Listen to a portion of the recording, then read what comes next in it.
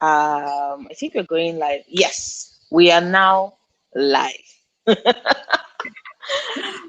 Ah, Okay, so I'll get started since I'm hosting. we are Hi, now. everyone on YouTube, and welcome to our Roasters and Roasties. I'm going to be the host. My name is Sherry. I'm over at Obsidian Text and Tangents, and we are here for the inaugural roasting of Six of Crows, which is one of Noria's favorite books. And she is our creator, genius, brain behind this roasting. Hug that book close, Noria.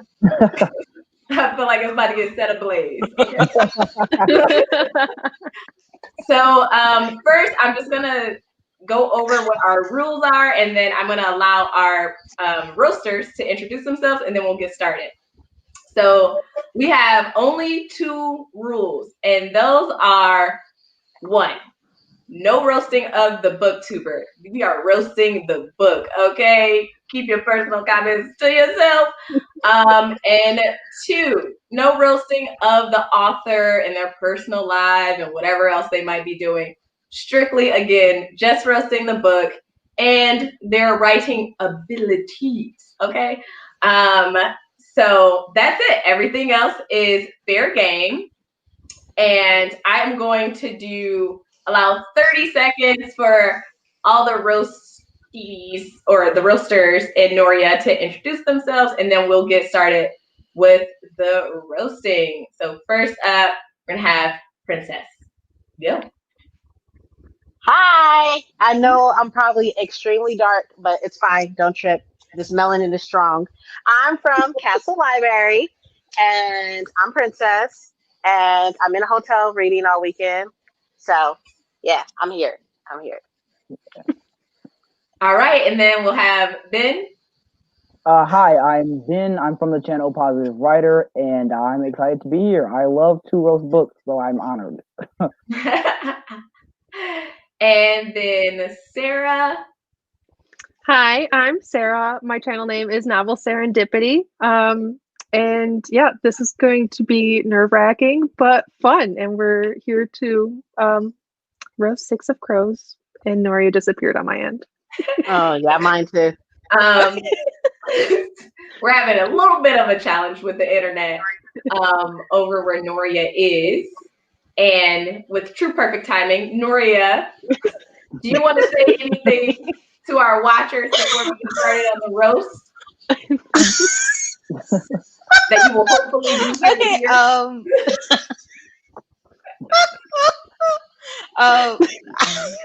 have mercy. No, no, no. I feel like that's the opposite of what's gonna happen, but Yeah. I wish you the best with that. Noria asked us to do this. So Yeah, I'm just putting that out there. That's true. All right. Get And on asked that to be here. You called upon it. on that note, should we get started with this roasting? So also, just for everyone who's watching, all the roasters have 5 minutes to roast to their heart's content.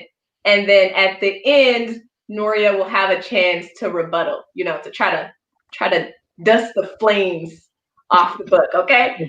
So first up is going to be Princess. What you got for us? So I'm gonna go ahead and start a little easier. I'm gonna start a little tamer before we get into the juicy bits. But we all know how in the beginning of the book, you know, got introduced to some characters, maybe a little love interest. You know what I mean? So what happened to them characters? Do we have any idea? Like, for the fact of this is a book and you get introduced to a Grisha or two Grishas and a guy who's in love with this Grisha, who's like some type of security guard or whatever, and then we don't hear shit from them going forward. Like, what happened to them? Like, who writes a book like that? Hey, get invested the first 10 pages and then those characters? Nah, I don't know who they are. I don't know who they is. It's okay. She left because she know I'm about to get in that ass, but it's okay. She was scared. I'm scared. I'm gonna keep going though for the rest Keep of going. y'all. We'll wrap it up. We'll give her a summary when she get back. Yeah. So, as somebody who enjoyed the book initially, still kind of enjoyed the book, but enjoyed the book initially, I want to talk about how our two, main girls in the book, we got Inez, the strong, deadly assassin type of chick, right? Then you got Nina, she's dope and stuff. Yet these two really strong chicks fall in love with two men who are emotionally unavailable. What is that saying about your female characters that they fall in love with men who are unavailable and or freaking racist at that? Like, I'm just saying. This book is sexist because it's basically saying, hey, these two women can go through all these things that, prostitution, all the other good stuff, right? And they become stronger in this. But the two dudes that go through some things, the three dudes, I guess, that go through some things, what happens with them? They turn to monsters. They want to kill everybody. They want to kill a whole race of people. I don't understand how is it that this Arthur, who is a female, is like, you know what? I'm going to put my girls through some shit, and then I'm going to make them strong. But I'm going to put some dudes through this, and they just going to kill everything. It's going to kill everything. Like, fuck it. We're going to make them angry. Let's talk about the fact of how are we reading a book about somebody who's illiterate but can make bombs. But you know what? Let's not even, we're going to take our time to process that right quick. His father is like one of the richest motherfuckers, yet he can't fucking read but can make bombs. How? Jesus, fix it. How? That doesn't make any sense. Doesn't make any fucking sense. It doesn't make any sense. I don't know how much time I got left, but all I'm saying is we got a whole ass racist person who's in love with the person he's racist against, and then all of a sudden he gets some type. Well, I'm not gonna go into Cricket Kingdom. I'm just saying. Anyways, but yeah, I'm gonna leave it alone. Yeah, I'm gonna leave it alone there. I'm gonna leave it alone there. I'm just saying. Just saying. You resting your case right there? I'm done. Okay. Listen, Noria, how you feel? Because it got a little hot in here. I don't know about you, but I got a little warm in my spirit. And I done killed her. It's okay. It's fine. It's okay. She good. She'll come back alive. She'll come back. All right, Noria, you ready for this roasting by Sarah? Because Sarah, you up next. Oh gosh. Okay, do I start now? Yeah, what you got? Okay, I have notes. Okay, let's start with the elephant in the room. Okay, what the hell is up with Kaz's nickname, Dirty Hands? Okay, like he's out there. We know he's cutthroat. We know he will do anything to get his score, dirty his hands, and then Lee Bardugo came in and gave him a name that makes him sound like a poor hygiene sleazeball. Like, was that necessary? Probably not. But let's be honest, Kaz is also there to mend all the souls of the broken-hearted girls everywhere, because he is strong, he's sarcastic, and then he has a nickname called Dirty Hands. Like, that is disgusting. Okay, contradictory. And then if we're gonna go on the same name of the same path of weird names, sorry to all of our Dutch viewers out there, but what kind of name is Juiced? Okay, that's weird. I mean, Americans are out there, naming their characters after, their children after inanimate objects, but Juiced, here we are. But if you put it next to the nickname Dirty Hands, maybe it's not so bad, And then we have this boy that Princess was talking about. He's here, we're all getting emotionally invested, and he's blaming his inadequate skills to, talk to girls on the moon, on his puberty. In reality, maybe it's just his name. Like, poor guy. Okay? And then he disappears within the first chapter of the story. And I'm convinced it's because he tried to describe his crush's color of her eyes as tree bark. Like, no wonder he was just written off, like, kicked out of the plot. okay? Because that's disrespectful, okay? And then we have the writing that's pretty much there to convince us to love the characters, you know, to the point where the characters are almost done too well. Yes, it's possible, especially in book 1 of a duology, where the backstories are just shoved down your throats and all the readers are just like, hey, let's get on with the heist already. It's what it's marketed as. It's what we want to be reading over here. Because the duology is also following a trilogy where the characters, you just want them to die because it's so damn bad. And now you have Six of Crows. All their characters are just here with all this character development. But now, what do we have? We have these super cool, talented, dirty handed characters. And we just want them to get down to business. Like, let's be badass. And they're just, you know, walking around. And every time the show gets going, you're caught up with, you know what? A damn flashback. Every 5 seconds, things start happening, flashback. Something's happening, flashback. It's like you're just getting smacked in the face with all these flashbacks. We don't want them, okay? We don't want them. And if we're going to talk about Leigh Bardugo and some of her writing, I did like this book, but you know what? We're getting down to the nitty gritty here, okay? What is up with her not letting any of her characters be affectionate to anyone? Anyone. We have Kaz, who clearly cares about Inej, though Inej is like, hey, if you can't touch me and I can't touch you, I'm out of here. Do we blame her? Probably not. I sure don't. And then we have Nina and Mathis, where Mathis is like, hey, get over yourself and just kiss her already. We all know that's what you want to do. You clearly want to. Everyone sees you staring at her. Just do it, okay? You aren't being strong and manly and trying to be true to your murderous country. You're just being a whiny bitch. Like, just get down to business, okay? And then we have Jesper and Wyland. And all I'm going to say there is they just need to make out already, okay? They're there. They need to make out. Just get down to business. It's all we want, okay? I started a time clock, so I know I have like 1 minute and 15 seconds left, okay? I took notes. I'm not lying, okay? And here, wrapping it off, the gist of the book, okay, is this very, very untrustworthy gang members, and some, you know, tag along to make them feel a little bit more normal and human. But this group of untrusty gang members are out there trusting untrustworthy merchants. When has a merchant ever been trustworthy? Ever? Okay, all they care about is money, okay? Never. They've never been trustworthy. But we have our things 5 steps ahead, genius planner, dirty-handed gangster trusting a merch. And then we're all going to pretend to be super surprised when things go bad. Were you surprised? I wasn't surprised. Things went wrong. It almost seemed like we knew what was going to happen. And guess what? It happened.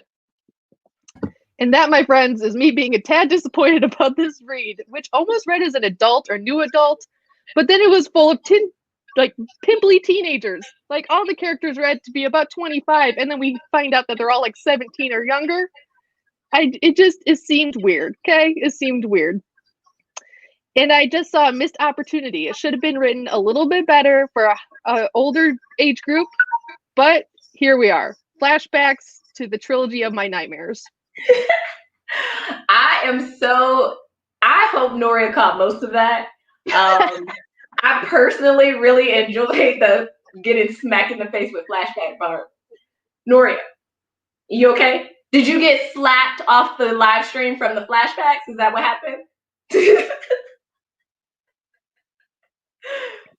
She's gonna watch that back later and be like, shit. Okay, next up, we're gonna have Ben go. And you listen, I'm gonna start the clock when you start talking. So okay, bet. All right. Well, like, the first thing I wanted to say, like, I did like this book, and I liked it, and it's one of those reads that I like. But then I'm like, why do I like it? Because usually I don't like stuff that's this popular, and I have gripes, and I'm glad I get the opportunity to talk about it today.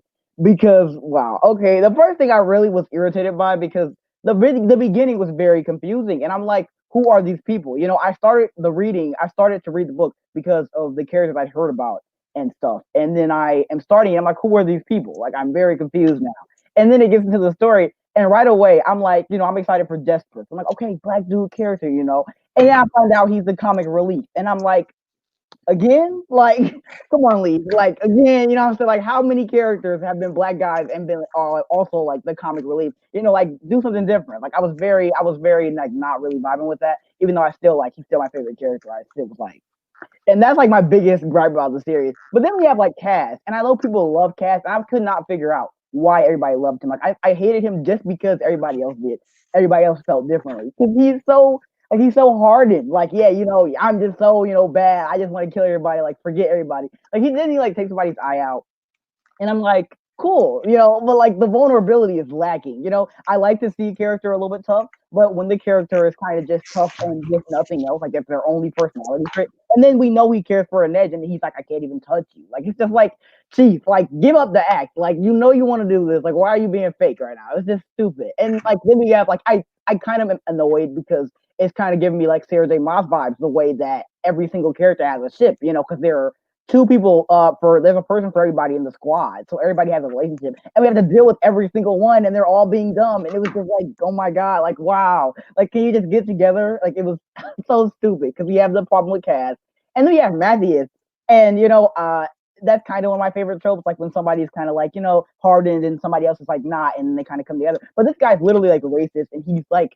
I hate you, but like I love you, you know, like, it's so stupid. And then Violet and Jesper, like, they're probably the best because they're kind of like just bantering back and forth. But again, like, just get together. Like, it's so dumb.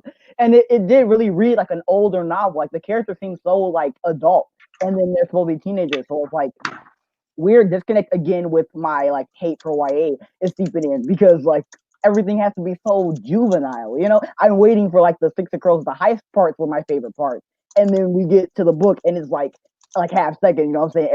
Every second there's like a romance, or every second there's something else, and it's not even an actual romance. It's like the promise of maybe romance in the future. It was like so much stuff going on, and I don't remember how long it was, but it was just so like, you know, that it could have been condensed into all the action-packed parts and still been like a way better novel than it was, including all the extra like riffraff. So like those are my like least favorite things about the book, honestly. Like you know, when I'm thinking about it now, I like liked it. I kind of like to come to peer pressure to read it in the first place, and then I did, and it was like good, but there's definitely like some problems there. Oh, that's pretty much my piece. I mean, you had a lot of points, and I can't wait till Noria addresses them. You all will notice that Brittany has joined us. Brittany, everyone did like a 30-second little introduction, like saying their name, their channel, and whatnot. So you can go ahead and introduce yourself to us a little bit, and then the floor is yours. Roast away.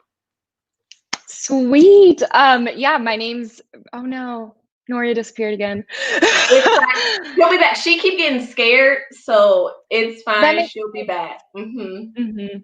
So, but my name's Brittany, and I'm from Brittany the Bibliophile. I'm so sorry I'm late, guys. I thank you for everyone that's dealing with me because I had work, and well, I'm still at work. I'm on my break. I rushed home. So now I'm here and I'm ready to roast, but I'm not much of a roaster, especially because I liked Six of Crows. So I had to look up some rant reviews. And then when I read rant reviews, I was like, you know what? You guys have a point because there are some issues to be seen. And I'm kind of scared to ever reread the series, but if I guess I can start on the roasting, soft roasting. So should I wait until Noria's back because she's gone? No. She will come back to the book being like roasted in open flames, okay, and then she can try to save it if she will. That's the rebuttal part will be very, very interesting. Okay, perfect. You can remind her if if she don't catch it. Right.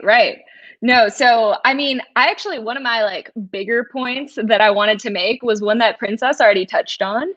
And it was basically the fact that we have two amazing badass women that have been through a ton, that went through being sold into slavery and different kinds of slavery, that went through their traumatic pasts, and they're still the source of sunlight for most of these people. I mean, as light as sunlight gets in Six of Crows, you know what I mean?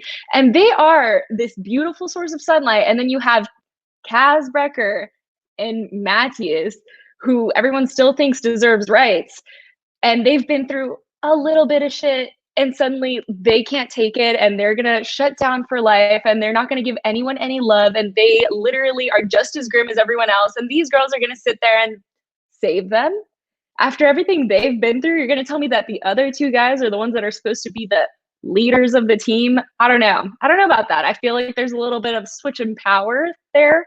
We clearly know that Nina and Inej are the most powerful people basically in that gang, and you're going to tell me that they're still not on charge? I don't know. And also, let's just talk about Kaz Brecker's gloves, because even though, I mean, you guys made some good points, but all I could think of is you're going to tell me that this young boy is the most powerful crime lord that everyone fears so much, and then he had to make up a story about why he has to wear gloves and make himself a myth so that he could wear gloves. I think that if you're a powerful crime lord, you can just wear gloves. You didn't have to make it up. I mean, look at Elsa. She was 21 years old wearing gloves her entire life, and not a single person questioned her. They thought she had a thing about dirt. Kaz could have had a thing about dirt, but instead he sat there and he's like, no. My name is Dirty Hands, and somehow I don't like dirt. Okay, obviously you don't like to get your hands dirty. We can see that, sir, but like, I don't know what's going on with that. And I don't know how many minutes it's been, but those are like my main ones, besides the fact that like Wylan, I mean, we all forgot about him just like Lee Bardugo did. So there's that. And then poor Jesper, our sharpshooter, he deserved the world. He deserved all the rights. He is the sassiest, the best part. And then, but somehow his character just doesn't make sense, because like, you're going to tell me this is a sharpshooter that doesn't know what to do when someone gets shot, when one of his own friends gets shot. Like, I think you're trained in that, right? Like, I don't know, seem a little bit too soft to be a sharpshooter. You could have just been a whole different other kind of character. You didn't have to be a sharpshooter. You didn't have to combine all these different things into one character. But that's it. Other than that, Six of Crows rocked.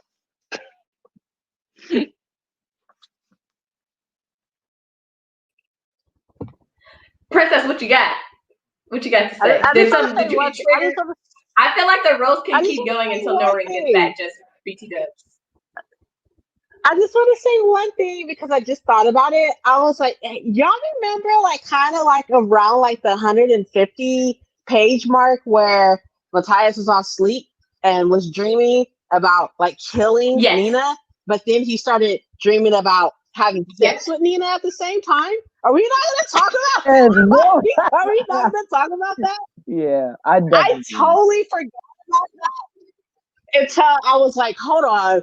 And then he woke up and was started strangling her and was like, beg me for your life. It's like, bro, like, you just I wanted to be like, yo, kinks get negotiated beforehand, bro. Like, I'm about to say, where's the safe word? Where's the safe word? Like, we need to know. Right. I was just like, man, is the safe word save me? Like, what happened? It was a lot that happened really quickly, and I just thought about it and was like, bro. And then I thought about it because, like, we all know that they don't read like 16 or 17, and that definitely wasn't 16, 17. No. You got somebody dreaming about killing somebody, and then like, oh, as I'm killing her, I'm gonna like sexually assault her too, and then I'm gonna wake up and want to do it. Like, wait, hold on, bro. Like, we weren't ready for this. We weren't ready for that. Okay, I'm done. I'm sorry. I just thought about that right now, but I'm done. The fact that Kaz had a cane because, you know, his leg is so messed up, but our boy was literally more physically fit than most people. Me? Yeah, he was like, not supposed to have a disability. Yeah. Me. He's sitting there, he's like, I have a cane. I need a cane. Where's your cane, sir? Like, it disappeared. Yeah. It's like she just did it for, like, I don't know, like disability points or whatever, you know? Like, it's not like it's actual representation because there's no evidence that he's actually disabled. Disabled body, bro.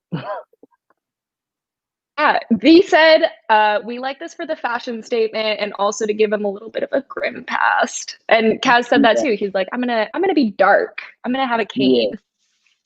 That's what I didn't like about him so much. I think it was because he wanted. It wasn't just that he was mysterious and dark. It's that he wanted to be mysterious and dark. Like he he's like, I don't like, well, not a wannabe because I guess he is, but it's just like you want to be this so bad that you are. You know, it's like lame. You know, let me find you mysterious and dark instead of you having to say it every 2 seconds. Like,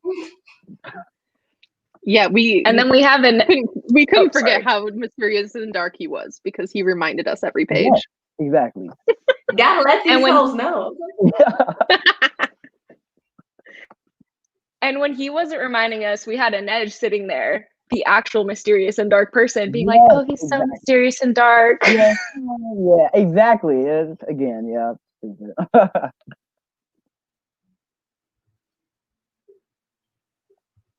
All right. So what now, hostess? What are we doing, hostess? What Listen, are you we asked doing? me a great question, and I feel like until our illustrious creator of this roast, who favorite book is getting roasted, because we need to hear what she has to say for all these good points Mhm. that were brought up.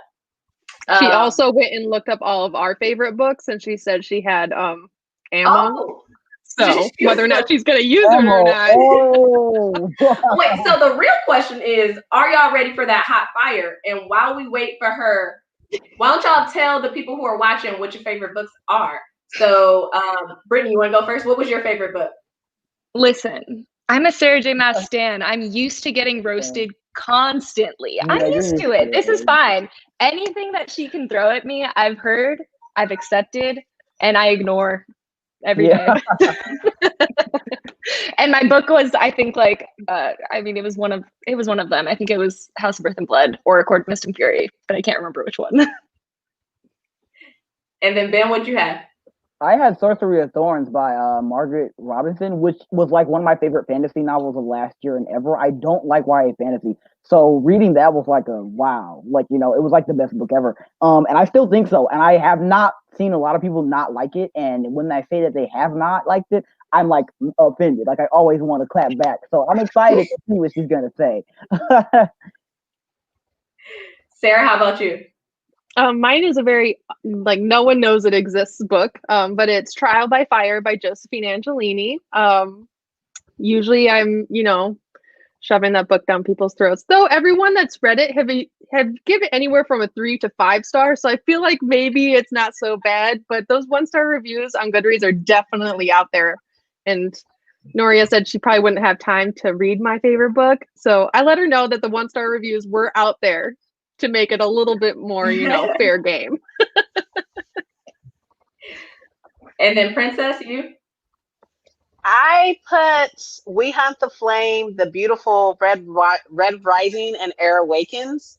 But So to be completely honest, like I know a lot of people have said things about The Beautiful already. So anything that people Noria said and I were kinda- just roasting that on FaceTime like 2 days ago.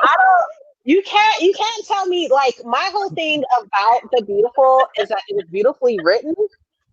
And people wanted all these vampires and wanted like all these sparkly fucking soft ass vampires, and it don't work like that. So like it is what it is. But as far as I personally hate a sparkly vampire. That's my least favorite thing.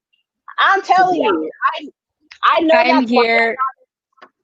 new burst, but fuck Twilight. And next, like I don't care. Like, I'm honestly only here for like the brooding bad boy vampires like Damon Salvatore. Like that, hand it to me on a platter. I'll take it. Give it to me. It's just Sherry, people want you to roast the book, and seeing as it sounds like we have time, you want to roast the book? Y'all, let's see what I can think of. Because to be honest, I was not prepared to roast the book. Because I read it and I liked it and I gave it a 5 stars. But no, I want to leave Noria space to rebuttal. So let me think of some roasting materials. I feel like I agree with some of the points that were made by y'all. Look, Noria coming to save the day. Okay. hey. Right when I had got put on the spot, Noria. Sherry's like, don't make me do this. Noria, you on mute, baby girl? You on mute?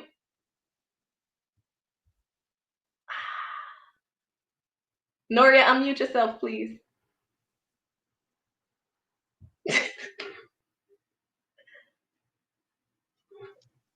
Noria, no, don't do this. Wait, can one of us unmute her? It's her StreamYard.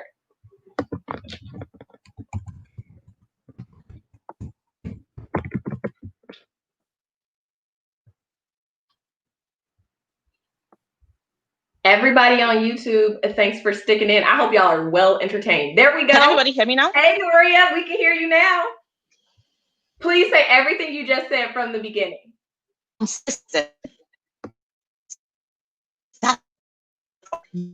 I have an idea. Because clearly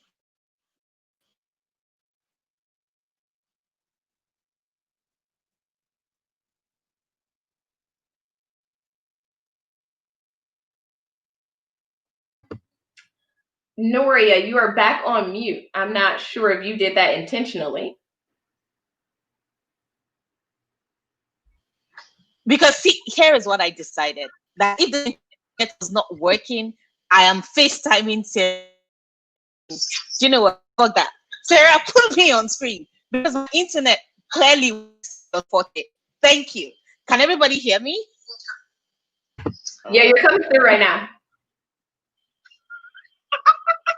Okay, thank you. Because it's soft. Okay, I'm muting on here. Okay, thank you. So, we'll start things off. One, I still believe that yes, I agree. There was some sort of magic that went into Kaz's, which is limp. But at the same time, remember, I don't know why, but it did distinctly say it in the book that the reason why he is actually using the stick, it's one. It's not like it's perpetually. I won't say it's someone that needs it all the time. Occasionally it arises and he uses it, but he uses it for style. Because the whole point of his entire persona, even with him using the fake gloss, is for him to fake terrifying. Is it terrifying that is running the barrels? He has to have everything working for him. It's a prop. The gloves technically cannot touch people, so yeah, that's an extension. But I honestly do think that when you consider the fact, because you all are contradicting us. Brittany was all like, oh my God, he could just easily not use them. You could not easily just use the gloves. But at the same time, we also admit the fact that how is a 17-year-old boy actually, yes, Uzagi, Kaz is a fake. We are all fake. They are all fake. He's a fucking thief. He's a thief. Of course he's a fake. He has to be a fake. It makes no sense. The 17 years is running very think of it like a gang of New York type street gang. So of course it's a fake. They're all faking it. The old man that is ripping off 17-year-olds, he's faking it. Kaz is faking it. Nina, she's faking it. In fact, she was technically faking it for a lot of time. Matthias, I'm not even going to get into Matthias because Matthias' deal is like totally whatever different. But see, that is the point. We've already established the fact that these characters are faking it. But my own question is this, because Princess tells me that, oh, it's sexist. It's sexist for these characters. You have the girls basically having to deal with all of this, and then you have the guys. Basically, they have to suffer through, to be with the love interest. And personally, I would say, what do we classify as sexism? Is it the fact that you have a book with female characters who have great bonds of friendship, or characters that have backstory? Because it's not only Inej and Nina that have terrifying backstory. You have Kaz, who lost his brother, who dealt with the plague, who had to survive, who basically was, swimming among dead people in order to actually get through. He did that. My boy did that.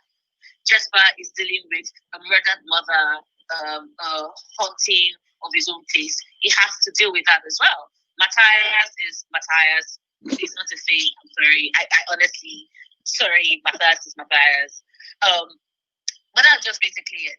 But I would still say one thing though, that one, at least the bonds of friendship between Inej and Nina is more believable than the relationship, right? between what's her name? What's the name of that girl in Beautiful? Pippa and Celine. You're trying to tell me that, Princess, you can sit right there and tell me about sexist female characters in Six of Crows, when we know that in the Beautiful, Celine, Pippa was just a add-on to Celine. She was the add-on for your fame. You know she was the add-on for your fame. She was just there. She was there supporting, propping her up. Oh my God, I prop you. Yes, queen, powerful queen. And at the end of the day, did she not dump us? Did she not dump us at the end? Did she not go like, don't talk to me? No, I'm trying to save you. Nina would never do that. Imed would never do that. Yeah, thank you. Thank you very much. Oh, this one. Sarah, you cannot tell me, right? You cannot tell me that, the house was not there, so many things dragged, there was flashbacks. Your favorite novel, right? Your favorite novel, legit, was all about some alternate reality mixed world shit, where some girl goes to another universe and goes, oh, by the way, this thing. We are talking about your book, Princess. We're talking about your book. We are putting everybody's favorite book on the blog, so you're going to have to take it and accept it as it. But, so, Sarah, your favorite book has the oh my God, alternate universes, alternate realities, blah, blah, blah. And Lily, it's very, your fave is very skinny. She's very white. Yeah. She's very blonde. She's very smart. And yet, everybody hates her because she's pretty and she's white and she's blonde. Serious, a story that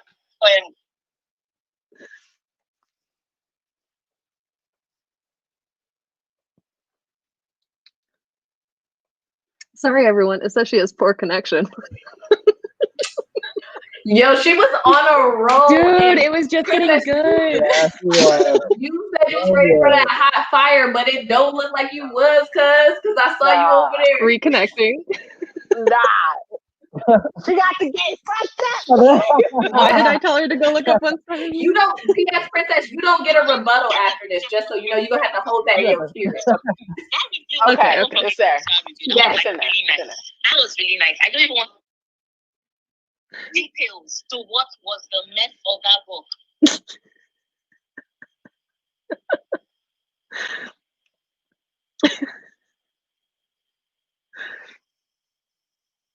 Oh my gosh, now even FaceTime is letting us down.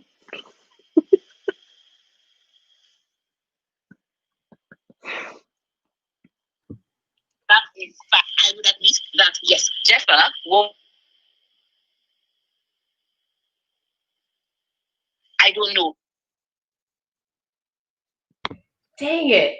Okay, her internet might be really. If Jeffa's personality trait was that he's a black boy who is very funny, Nathaniel's personality trait is that he's just, I don't know, very sarcastic. That's it. That's it. You can remove him, put Will Arundel, and you still find the same character. There is no originality in his character, Ben. I love you, but that is true. You know that is the fact. Now, Brittany. Oh. We both love Akuma, right? We both love Akuma. I also love House of Earth and Blood. But we cannot talk about characters trying to be, pretending to be more than they are and wanting to justify being more than they are. We cannot have that conversation when there is Akuma on the table and Finland on the other table. Because it's all like, before we get to the fair, you have this. Richard is all like, I am this star, I'm always jackets, I'm always going to crash parties. I am definitely, mountains are trembling and there is no infinite, there's no depth to my power reaches infinity. Tell me if that is not the same.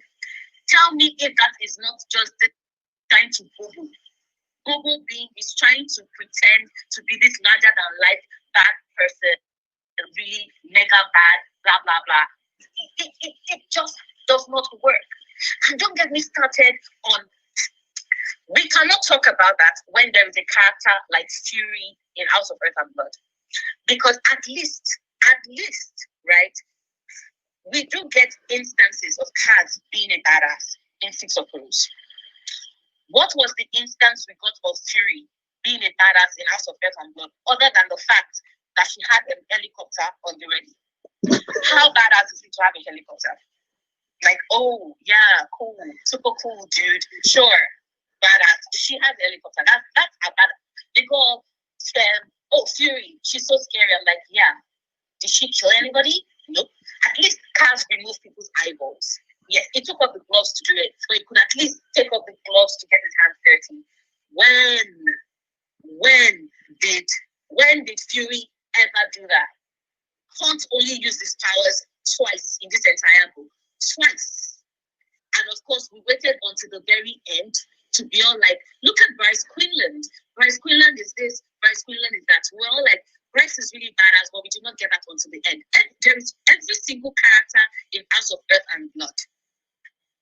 From every single one of them was just pretending to be a badass. But no, not at all. So I would state that as much as I love you all, and I adore you all, and I'm so thankful that you all joined me for this, nobody has any leg to stand. All our faves suck. Thank you very much. Like, that is all I needed to see. All our faves suck. Thank you so much. I mean, I'm pretty sure Noria just cut all y'all at the knees just now and just whoop. Noria, that was fantastic. I've never seen somebody roast so many people so fast while being disembodied. Like, we couldn't see you for some of the parts, but we could still hear the flames. You know what I'm saying? It was excellent. So that kind of wraps up the roast. Noria, do you want to leave us with some final words? Do an outro? What you got? Is my internet working now? Because I think I'm frozen. Yeah, I can hear you. I'm going to leave that. I'm so sorry, Sherry. Could you possibly do an outro, because my internet is acting wonky. I can do that for you. Listen, Oof. Thank everyone for coming. Thanks for all the roasters for roasting and prepping, especially those of you who actually like the book. I like the book, and some of the stuff y'all said, I was like, you know what? You sort of got a good point, but nah. So I'm glad Noria came back with the heat. And Noria did an excellent job. I am so excited for this series, because if you don't know, it is a series. There will be more to come. So stay tuned on Noria's channel over at Chronicles of Noria for more information about that and the dates where it's going to go down. So there'll be a new book. I think there'll be new roasters. And listen, if you ready for that heat, come back, okay? Princess is over there like, eh. Princess wasn't ready for the heat. She had said that she was ready, but then it got a little steam. A little personal. But she can't rebuttal, so she just got to sit on that in her spirit. It's okay. She toasted. You're going to have to text Noria about it later.